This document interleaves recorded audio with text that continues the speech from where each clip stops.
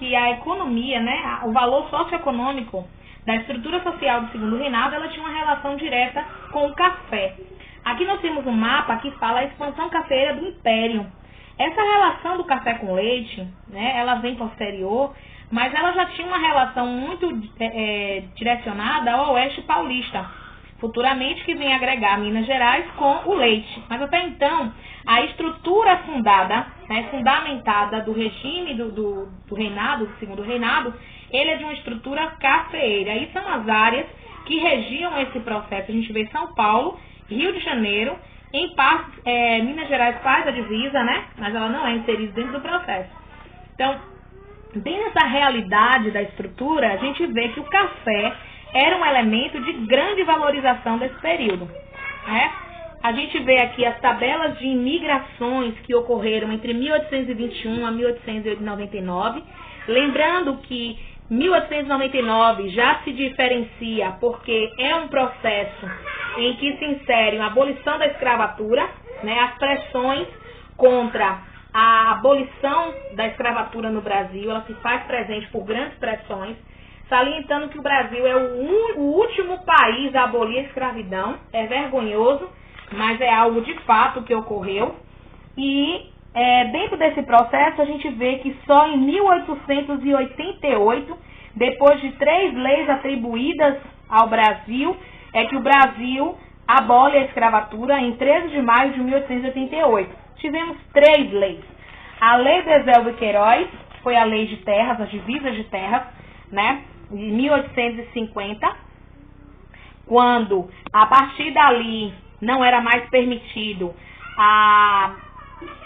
o tráfico negreiro. A gente vai ver a Lei do Ventre Livre, que era uma relação da condição do escravo nascente na fazenda, com 21 anos de idade ele se tornaria livre, quando na verdade a gente sabe que isso acometia várias situações, como por exemplo, o escravo era liberto, não teria como encontrar emprego, se tornava marginal na sociedade, era marginalizado e retomava a fazenda, se tornava escravo novamente como seus pais.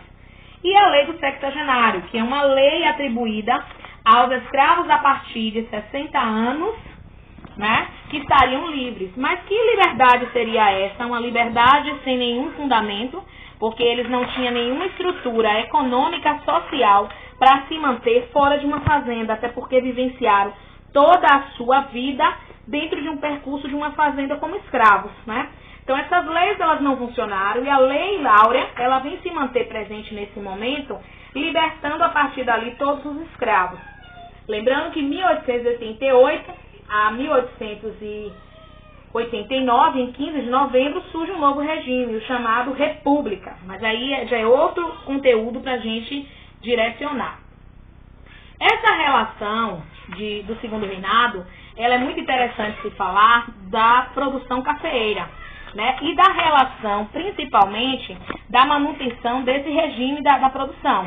Porque uma vez que o escravo deixa de ser escravo, eu teria necessidade de ter uma mão de obra. E aí é onde se insere nesse processo a migração por contratação, que seria imigrantes, né, de outros países que começavam a chegar ao Brasil e ocupar. Uma das situações que leva em consideração a esse processo é principalmente a região sul. A maior parte das pessoas que hoje corresponde à população da região do Rio Grande do Sul são alemães, espanhol, né, italianos, são pessoas que vieram de outras nações para trabalhar no Brasil, fizeram parte, ocuparam, e a partir daí hoje eles pedem com grande velocidade a descentralização do Estado, acreditando-se não fazer parte do Brasil, né? Porque na verdade é um processo antigo, aconteceu lá com a Guerra dos Farrapos, se estendeu na nossa estrutura atual da nossa eleição agora de Bolsonaro, né? Foi um dos pedidos do Rio Grande do Sul. Por isso, uma das margens de 75% da votação do Rio Grande do Sul a seu favor foi em relação a esse processo de uma crescente, digamos assim, confirmação, entre aspas, de que em um futuro muito próximo o Rio Grande do Sul não pertenceria mais ao Brasil, né?